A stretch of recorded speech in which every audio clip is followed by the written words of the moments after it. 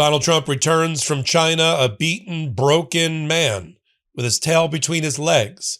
He took an entire group of businessmen from America, right? Like it was some sort of job fair or business fair, and came home with not one trade agreement, not one agreement with American businesses.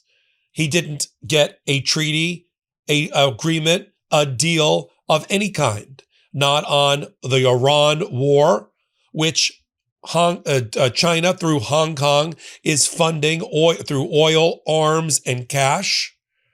We'll talk about that in a moment. Not the Chinese support of Russia in the Ukrainian war, not the issue of Taiwan and democracy and freedom, not anything. Any other president who came home from such a failed mission, having had no diplomacy happen in advance, in order for him to come home with some sort of pork chop to wave to the American people, that president would be tossed to the curb and his entire State Department and diplomatic team fired. That's how poor this meeting was. Who in their right, it's professional malpractice. Who in their right mind lets a president go to China to meet with his counterpart, the president, President Xi, and not come home with anything? In fact, come home worse off, come home weakened from the visit. And China is laughing all the way to their Hong Kong banks, whether it's Standard Chartered or HSBC, because the Chinese government is using traders in Hong Kong to help source military supplies and drones that are attacking and killing Americans in Iran. They're doing business with the Iran Revolutionary Guard. They're using money men in Hong Kong to channel funds and cash to the Iranian Revolutionary Guard. That's the Chinese. And they are using Hong Kong oil traders to make sure that there are ghost ships that get Iranian oil through the blockade to give cash and support the Iranian National Guard. And you know how many of those aspects of oil and arms and cash that the U.S. government and Donald Trump has resolved with his visit? Not a one. I think the number one indicator of how poorly this went is how the American team around Donald Trump was completely abused by their Chinese counterparts. It was a rugby scrum. It left White House insiders saying out loud, some of which was caught on a hot mic, that this was a shit show. And get your effing hands off of me, while Xi and Trump were in the room, because China has no respect for Donald Trump. China has no respect for the diplomatic corps led by who? Marco Rubio and Jared Kushner. Has no respect for the American press. And they let it be known in how they manhandled, physically throwing people to the ground around Donald Trump. I'm Michael Popok. You're on the MeidasTouch Network and Legal AF. And let's get to the problem of China and Hong Kong. A problem that was not solved because Trump doesn't know it's a problem. Hong Kong trades on its reputation over 100 years of being a major business center, a trusted business center with banks to support it. But the Chinese who control Hong Kong turn a blind eye to Hong Kong limited liability companies, more than 100 of them, set up in order to divert and money launder directly to the Iranian Revolutionary Guard. Did that come up in Marco Rubio's conversations? Not based on diplomatic printouts of the meetings. China uses Hong Kong and its network of brokers and traders and fake and phony companies to money launder cash and get it into the hands of the Iranian National Revolutionary Guard. Same thing with arms. Where do you think the drones are coming from? Where do you think, as we blow up things in Iran, where do you think they're resupplying from? It's coming through arms dealers based in Hong Kong, controlled by China. And the same thing with oil. Their number one asset is oil. So to evade the blockade, they use oil brokers who run the ghost ships and evade the blockade, putting money in Iran's pocket. Until the Treasury Department Under Donald Trump, they're all bragging about Operation Epic Fury economic version that they sanctioned.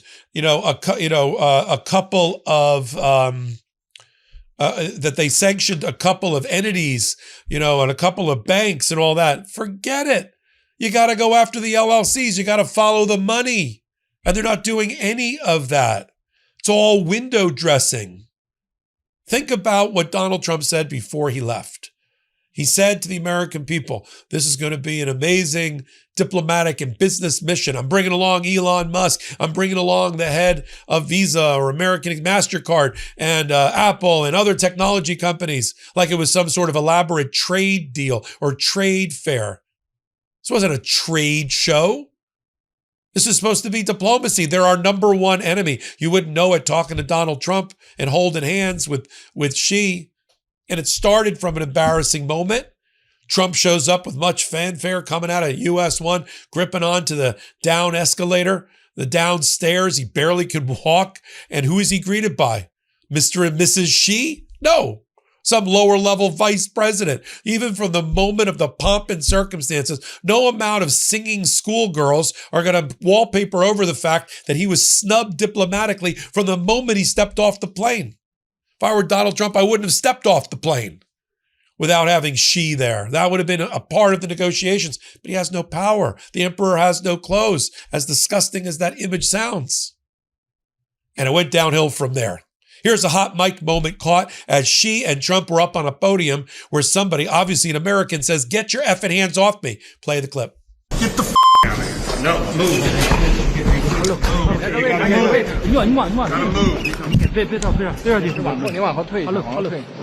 Okay.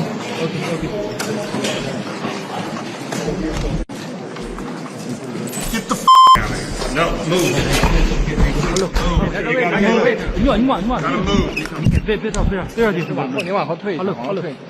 Okay.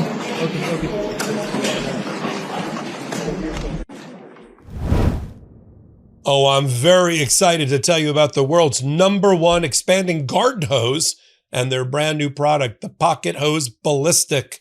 I used to have to buy a new hose every year due to kinks and tangles, but the Pocket Hose Ballistic is the upgrade I've been looking for my entire life. It's the toughest pocket hose ever built.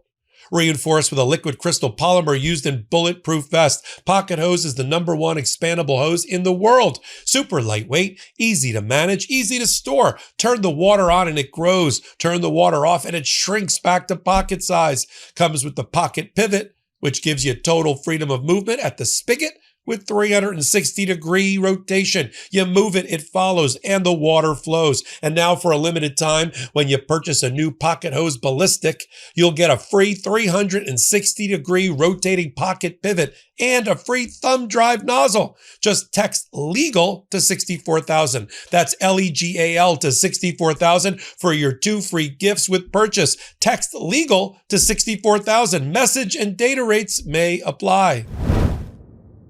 Secret Service boxed out from doing their job to protect a president who's been shot out more than any other president. They're not allowed to go to the Temple of Harmony, an official event, and they're boxed out. The United States press, I thought nobody could treat the United States press and First Amendment media worse than Donald Trump. I found somebody that could. The Chinese government. They locked the bathrooms, took away the water bottles, wouldn't let them escort the motorcade, because they think about as little of First Amendment and press as Donald Trump. And you would only get away with that, literally manhandling the White House, the group around the White House, the handlers, the enablers. Literally, one was tossed to the ground. You'd only do that if you thought you could get away with it. If you thought you were stronger than your opponent, which you are. And what did Trump come back? I saw reporting, BBC or this or that, quoting from Donald Trump, taking a clip. That's not reporting. Trump returns from very successful trip. What is a successful trip? He couldn't even announce some sort of investment strategy. What's the success? She's coming to the White House, right? I joked on Substack, this is an example of the Chinese eating our lunch. And now a weakened, feckless president returns back to failing public opinion, polling numbers in the trash cans. He ran away to China thinking if he looked tough in front of Xi, it would make him look great at home. The opposite happened because we see what he's done with his mismanagement of the Iran war. That's a never-ending war of his own creation that will end when the Iranians say it's going to end, or more likely when the Chinese say it's going to end, when their Hong Kong brokers and money launderers and oil brokers say it's going to end. Not when little Marco Rubio or J.D. Vance, the author, or Donald Trump, the failed businessman and convicted sex abuser, not when they say it's over. See, the rest of the world has figured out, friend and foe alike, that while Donald Trump sits in the White House, the United States can be ignored and should be ignored. It's not a moral leader. It's not the leader of the free world. We're not making any new democracies around the world under Donald Trump. I mean, he's not making any new Republican voters either, but he's not making or manufacturing democracies either. That's not the business he's in. The business he's in is in the business of Donald Trump. As I said at the top of this hot take, any other administration that allowed a president to meet face-to-face with his counterpart without diplomatic spade work being done in advance to be able to deliver some sort of bilateral, multilateral deal, treaty, trade agreement, something. And then you have the stark contrast of the Chinese literally running over. At one point, I think we might have a clip. At one point, the Americans had to yell out, "Let's go, let's go." And they blocked arms like in a rugby match just to get out of there. Barely with their lives, with their clothes on their back. Play the clip. Let's go.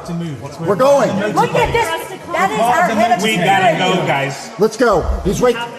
We have to go. We gotta go. Go. We have to go. Go. Be gentle, but we are going. Don't run over anybody. Do not what? No. Get the fuck out of here. No, move.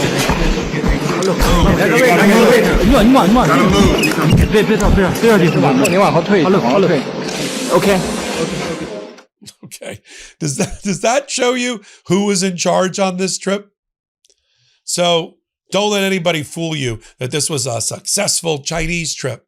And until the Treasury Department under Donald Trump starts cracking down on Hong Kong middlemen and brokers and traders who through oils and arm and cash are keeping Iran alive and thriving and resupplying them with arms, this Iran war will not end. A lot of this data is courtesy for the Committee for Freedom in Hong Kong and their reporting, which I appreciate, and we're platforming here. So until my next report, I'm Michael Popok. You're on MeidasTouch and Legal AF. Take a minute, hit the free subscribe button, help us to continue to grow this pro-democracy channel. Until my next report, this is Michael Popok. Want to stay plugged in? Become a subscriber to our Substack at MeidasPlus.com. You'll get daily recaps from Ron Filipkowski, ad-free episodes of our podcast, and more exclusive content only available at MeidasPlus.com.